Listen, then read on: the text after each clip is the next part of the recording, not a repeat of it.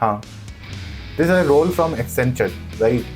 And यहाँ पर साफ साफ लिखा है what are we looking for. So when you read this section, what are we looking for, you'll find some interesting things: fulfillment, operation, order warehouse management, ability to perform under pressure, ability to establish strong client relationship. Why should we hire you? ये commonly asked interview question है और इसका जवाब आपको काफ़ी interview videos में मिल जाएगा. But today we are going to discuss something different. This video will be divided into 4 parts. First is why is this question asked. दूसरा हम जानेंगे कि इस क्वेश्चन का सही तरह से जवाब कैसे देना होता है. तीसरा will go through some practical real life job descriptions and understand अगर वो जेडी उस टाइप की है तो उसका जवाब कैसा होगा. And the fourth is I will provide some sample answers for freshers and experience people on how we can answer this question. तो चलिए शुरू करते हैं. पहला पॉइंट है, ये सवाल पूछा क्यों जाता है. ये सवाल सिर्फ इसलिए पूछा जाता है कि उन्हें ये जानना है कि if you are going to fit in this role और नॉट. लेट्स से कि आप कोई गाड़ी लेने जाते हैं तो आप क्या बोलते हैं कि why should I buy this car. मैं यही गाड़ी क्यों खरीदूं, मैं टाटा सफारी क्यों खरीदूं, मैं महिंद्रा एक्सयूवी क्यों नहीं खरीदूं, है ना. तो you compare those cars and see कि उसमें क्या एक्स्ट्रा है जो इसमें नहीं है. तो इसी माइंडसेट से इंटरव्यूअर्स भी ये करते हैं. They want to understand why are you the right test fit for this role. हम बाकी अदर कैंडिडेट्स को छोड़ के आप ही को क्यों हायर करें. आप में कौन सी ऐसी खूबी या क्वालिटी है that will be better than others and that will benefit the company more. So इस माइंडसेट से जब आप आंसर देंगे ना तो आपका आंसर और अप्रोप्रिएट हो जाएगा. और इसमें जब हम दूसरे पार्ट में चल रहे हैं कि how to answer this question, इसमें ये क्लियर हो जाएगा. To answer this question it's not important to highlight your qualities and your qualities only.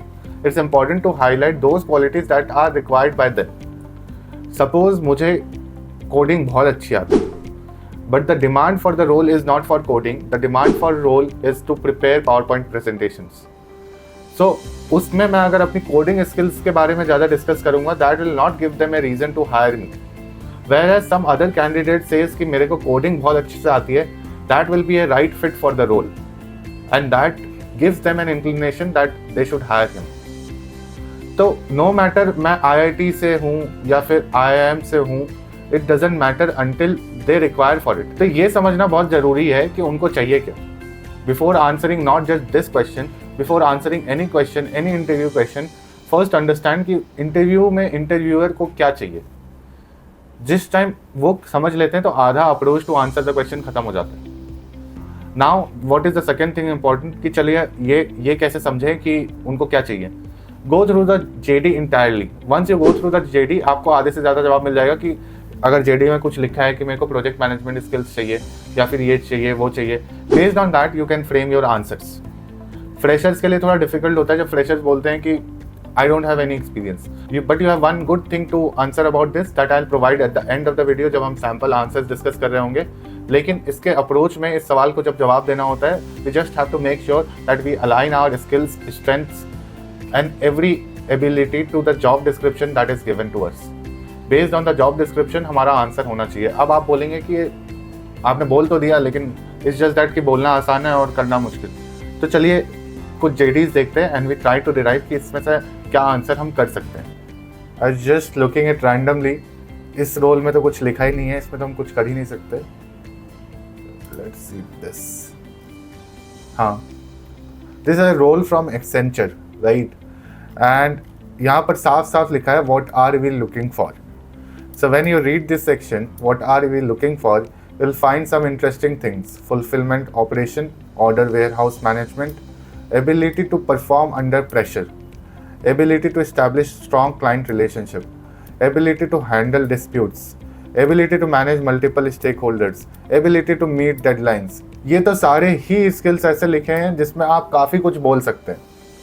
What you can do is कि when they say ability to manage multiple stakeholders, you can say something like I have worked on multiple projects and because of those projects I have to manage the expectation of multiple stakeholders and I consider myself at ease working with all the stakeholders and managing their requirements and therefore I think I fit rightly into the role. ये मैंने अभी बनाया है, ठीक है. It's not something कि I had created that in mind beforehand, but reading this maybe this is something I will go and highlight because managing multiple stakeholders does require a lot of experience. And then you handle disputes, you establish strong client relationship. इसको भी दिखा सकते हैं कि in my previous role I have managed multiple clients and I have built a strong relationship with them. I believe this role requires the same and I think that I can bring that skill, ability and experience with me that can benefit your company. So ये भी आप बोल सकते हैं. Work under pressure का कुछ example दे सकते हैं. Keep track of logistics and companies inventory, analyze operational performance and resolve issues likely to have some interaction with client वाले बात पे हमने डिस्कस किया. So इस JD पे मैं तो काफ़ी फोकस करूँगा कि स्टेक होल्डर मैनेजमेंट अच्छा है, क्लाइंट मैनेजमेंट अच्छा है. Apart from definitely this experience, may be मेरे पास एक्सपीरियंस नहीं भी होगा और मैं इस रोल के लिए अप्लाई कर रहा हूँ, तो I know for a matter of fact कि मैं इन सब चीज़ों में अपने आप को बेचने की कोशिश करूँगा कि मेरा प्रोजेक्ट मैनेजमेंट या फिर मेरा मल्टीपल स्टेक होल्डर वाला पार्ट, हैंडल डिस्प्यूट वाला पार्ट, ये सारे पार्ट्स अच्छे हैं. Collaborate with vendors and suppliers, collaboration अच्छा है, या इंडिविजुअल कंट्रीब्यूटर, ये सारे एस्पेक्ट में फोकस करूँगा. चलिए अब कुछ और सीरीज़ में चलते हैं. Let's see what this is. इस वाले रोल में ये domain consultant for Wipro role है. एंड देन एसेंशियल स्किल्स है, मैं इतना नहीं पढ़ रहा. This is key area of responsibility to make recommendation for software and improve the current business processes. Definitely these are very important. Based on this you can frame your answer, but I'm just giving you some examples on how we can do it.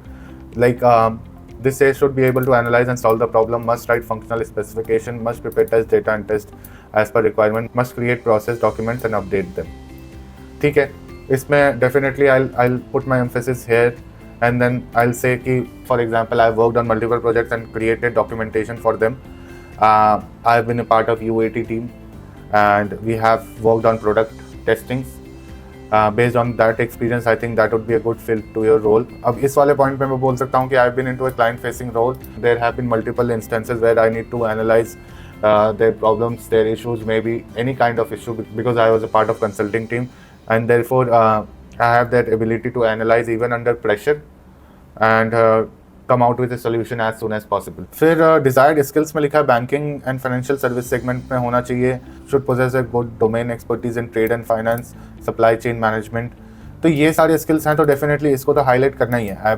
I don't have that trade finance and supply chain management skill, so I'll definitely not apply for this role. But even if I do, I'll try to highlight those abilities that are in my grasp and maybe frame my answer on that. But still मैं आपको एक बात बताऊं, अगर मैं ये भी करता हूं ना और other candidates don't highlight their accurate skills on why they should hire them, then maybe I get through.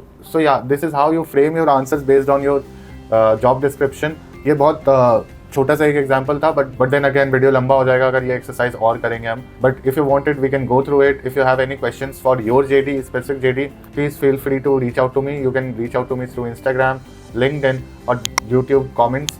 And then also I'll create that full-fledged interview video wherein we will go through a lot of CVs and then we'll try to track down कि ये interview ऐसे किस pattern में चलेगा and what are the questions that will be asked in an interview. For now let's head to the fourth part, that is the sample answers that you want. अब आप समझ ही गए होंगे कि हमें इसका आंसर कैसे करना है. How these JDs can be actually translated into an answer to all of the interview questions that we have, especially the standard set of questions that I actually asked.